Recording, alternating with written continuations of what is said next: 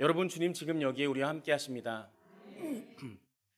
오늘 말씀은 부활하신 예수님께서 나타나셔서 제자들에게 주신 교훈의 말씀입니다. 먼저 본문 24절에 이렇게 말씀합니다. 12제자 중에 하나로서 디두모라 불리는 도마는 예수께서 오셨을 때 함께 있지 아니한지라. 예수님께서 부활하신 날 저녁에 제자들에게 나타나셔서 평강을 주시고 성령을 받으라 말씀하셨는데 무슨 이유에서였는지 그 자리에 도마는 없었습니다.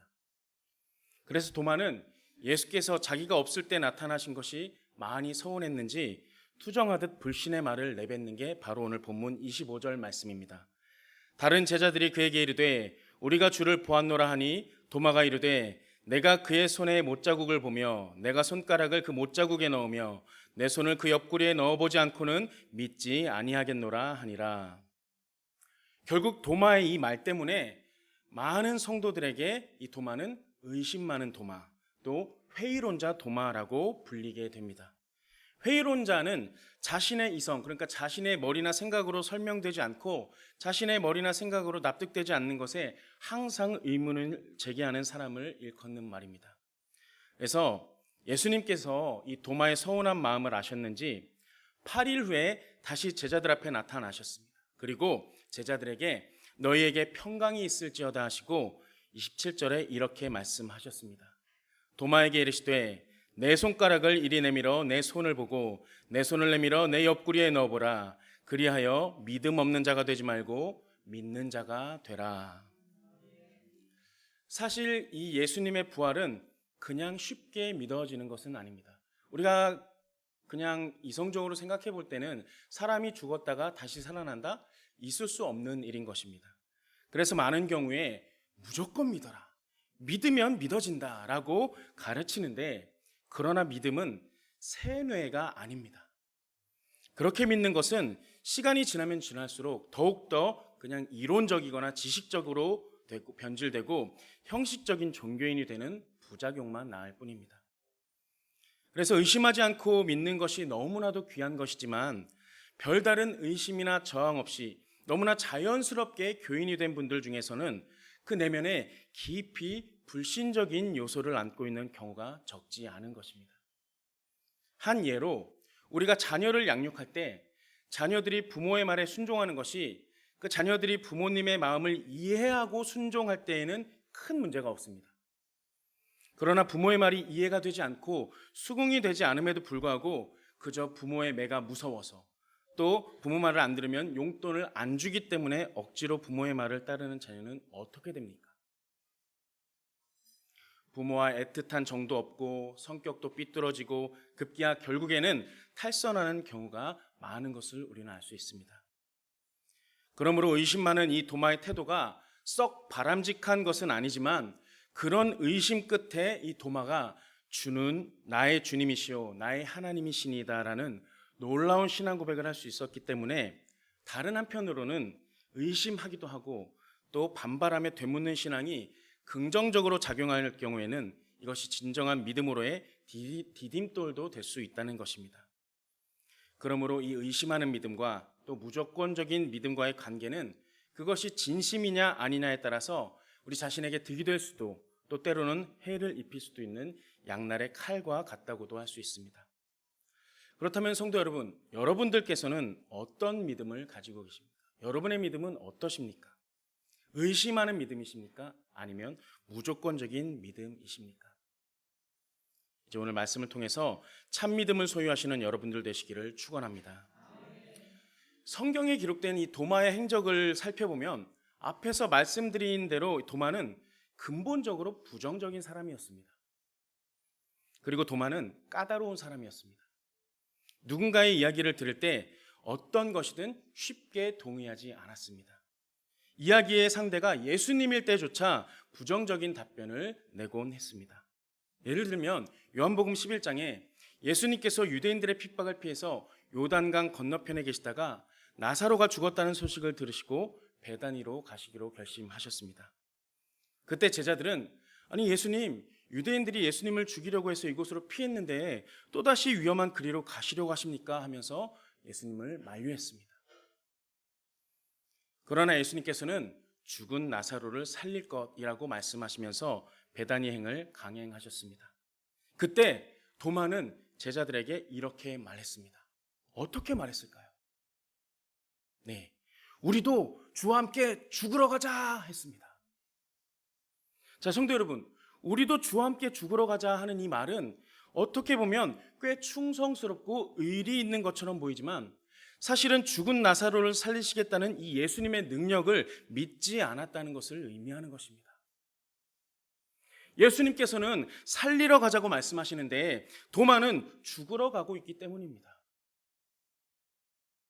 도마는 예수님과 함께 다니면서 수많은 기적을 체험했지만 그러나 그 믿음은 항상 밑바닥이었다는 것입니다. 도마는 의리의 사람이긴 했지만 믿음의 사람은 아니었습니다. 그런데 우리 주변에도 이런 도마와 같은 사람이 얼마나 많은지 모릅니다. 충성스럽고 의리는 있지만 믿음이 없는 분들. 그런 분들이 교회를 이끌어가고 있기 때문에 많은 교회들이 선교와 봉사와 구제를 어떤 소모적인 소비로 생각해버리고 또 교회를 마치 기업처럼 경제의 논리로 운영하고 있다는 것입니다. 교회가 세상 사람들의 손가락질을 받는 가장 큰 이유 중에 하나가 이런 것 때문이라고 해도 과언이 아닐 정도입니다. 또 다른 한 예를 들자면 예수님께서 십자가 고난받을 것을 예고하시자 제자들은 그 말씀을 듣고 심히 근심했습니다. 그때 근심하는 제자들에게 예수님께서 이렇게 말씀하십니다. 너희는 마음에 근심하지 말라. 하나님을 믿으니 또 나를 믿으라. 내가 너희를 위하여 거처를 예배하러 가노니 거처를 예배하면 내가 다시 와서 나 있는 곳에 너희도 있게 하리라. 내가 어디로 가는지 그 길을 너희가 아느니라. 그런데 이 말씀을 듣고 네, 예수님 믿습니다 하면 얼마나 좋았겠습니까? 그런데 도마는 이렇게 대답합니다. 요한복음 14장 5절에 이렇게 말씀합니다. 도마가 이르되 주여 주께서 어디로 가시는지 우리가 알지 못하거늘 그 길을 어찌 알겠사옵나이까. 예수님의 약속의 말씀에 찬물을 끼얹었습니다. 이처럼 도마는 매사에 부정적이었습니다. 눈에 보이는 것만 믿는 영적으로 매우 둔한 사람이었다는 것입니다. 그리고 이 둔하다는 것은 다른 한편으로는 완고하다는 것입니다. 도마는 완고한 사람이었고 고집이 센 사람이었습니다. 이렇게 마음이 완고한 사람은 부드러운 마음의 사람에 비해서 믿음을 가지기가 훨씬 어렵다는 것입니다. 예수님께서 나사로를 살리러 가자 하시면 네, 주님 믿습니다 하고 따라가야 하는데, 내 아버지 집에 거할 곳이 많다 하시면 네, 주님 믿습니다, 저를 꼭 데리고 가주십시오 해야 하는데, 이런 부정적인 사람은 어떤 형편에서든지 그 마음이 평안할 수가 없다는 것입니다. 그런데 그런 도마가 여러분 어떻게 됐습니까? 변했습니다. 네, 오늘 본문 28절 말씀입니다. 도마가 대답하여 이르되 나의 주님이시오 나의 하나님이시니이다. 3년 동안 예수님을 따라다니면서도 고치지 못했던 이 불신앙이 부활하신 예수님을 만나는 순간 치유되었던 것입니다. 성도 여러분, 우리도 마찬가지입니다. 우리도 부활하신 예수님을 만나야지만 믿음의 사람으로 변화될 수 있는 것입니다. 그러자 예수님께서는 신앙을 고백하는 도마에게 의미 있는 말씀을 건네주셨습니다. 본문 29절 말씀입니다. 예수께서 이르시되 너는 나를 본고로 믿느냐? 보지 못하고 믿는 자들은 복되도다 하시니라. 이 말씀은 너는 나를 보았기 때문에 믿었니? 그러나 나를 보지 않고 믿는 사람들은 복이 있다 하는 것입니다. 그런데 가만 보면 이 말씀은 보기에 따라서는 예수님이 도마를 책망하신 말씀처럼 들립니다. 제발 그냥 좀 믿으면 안 되겠니? 꼭 그렇게 확인을 하면서까지 믿어야 되겠니? 이런 말씀으로 들리기도 합니다. 그러나 이 말씀을 예수님을 무조건 믿어라 하는 말씀으로 보는 것은 무리가 있습니다. 왜냐하면 무조건 믿는 것은 맹신이기도 하고 광신이기 때문입니다. 예수님께서 바리새인의 이런 맹신과 광신을 얼마나 묘하셨습니까? 그렇기 때문에 이 말씀은 믿음의 자세에 대한 말씀으로 이해해야 되는 것입니다. 그래서 세상에는 예수님을 대하는 세 가지 부류의 사람들이 있다는 것을 우리는 알 수 있습니다. 첫 번째는 예수님을 아예 믿지 않으려고 결심한 사람입니다. 예수님을 십자가에 못 박은 유대인과 같은 사람입니다. 이런 사람들은 십자가의 사랑과 부활의 능력을 직접 봐도 믿지를 않습니다. 두 번째는 내가 체험하고 내가 이해한 것만 믿겠다는 바로 오늘 도마와 같은 사람입니다. 이런 경우 믿음은 가질 수는 있지만 그 믿음을 누리지는 못합니다. 자신의 경험과 자신이 이해하는 수준 안에서만 예수님을 믿기 때문에 믿음이 자신의 수준 이상을 넘어서지를 못하는 것입니다.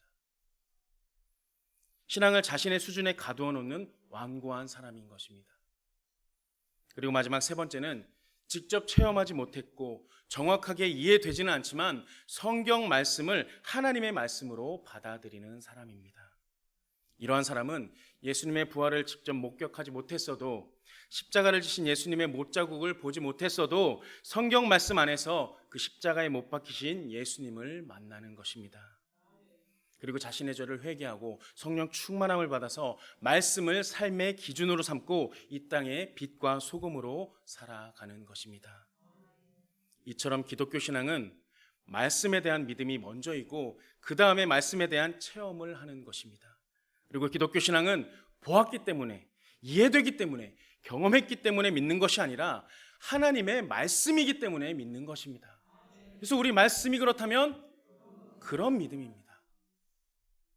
기독교 신앙은 먼저 하나님 말씀에 순종함으로써 우리의 이성을 넘어서는 하나님의 수준에 다다르는 체험을 하는 것이고 그 체험을 바탕으로 믿음으로 살아갈 때 그때 하나님께서는 우리가 경험하지 못한 삶을 축복으로 주시는 것입니다. 그리고 기독교 신앙은 내가 먼저 하나님의 말씀을 믿고 그 뜻대로 삶으로써 모든 것을 더하시는 하나님의 축복을 경험하는 것입니다. 주님의 나라와 의를 먼저 구하는 사람들은 하나님께서 그 모든 것들을 책임져 주신다는 말씀이 바로 그것입니다. 그런데도 보니까 오늘날 많은 사람들이 예수님의 부활을 증명하라고 그렇게 주장을 합니다. 그러면 믿겠다고 합니다.